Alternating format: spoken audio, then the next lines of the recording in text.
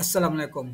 Ni aku ada baca berita dekat apa ni FMT dia kata bapa tikam anak kan umur 11 tahun di Raiman 7 hari. Gila betul.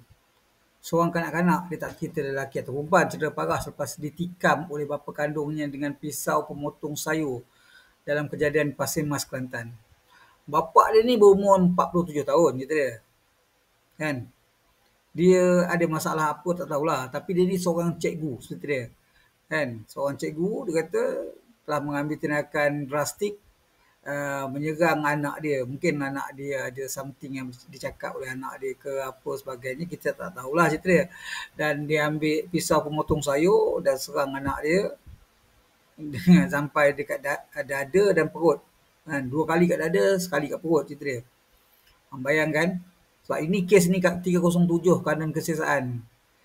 Cuba iaitu kesalahan cubaan membunuh yang membawa hukuman mati mandatori atau cerita dia. Bahaya ni cerita ni. Dan apa ni agak parah jugalah budak ni cerita dia. So aku tak tahu apa masalah seorang cikgu 47 tahun, muda lagi cerita dia.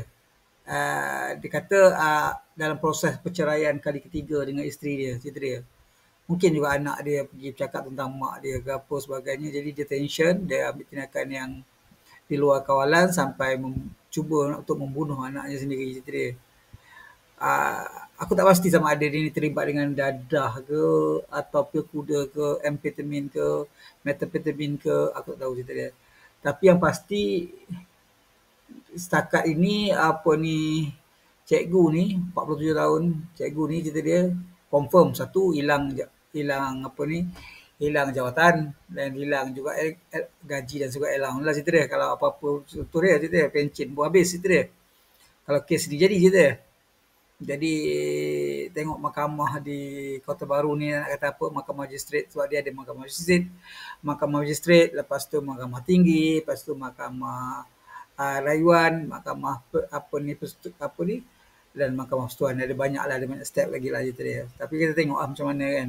Tapi dalam kes macam ni, kalau fakta tu tepat, lepas tu bahan bukti pun cukup sebagainya, memang sakit lah cerita dia. Aku malas nak kutuk sebagainya tapi kita tak tahu apa sebenarnya yang berlaku, tapi kita harap budak tu selamat cerita dia.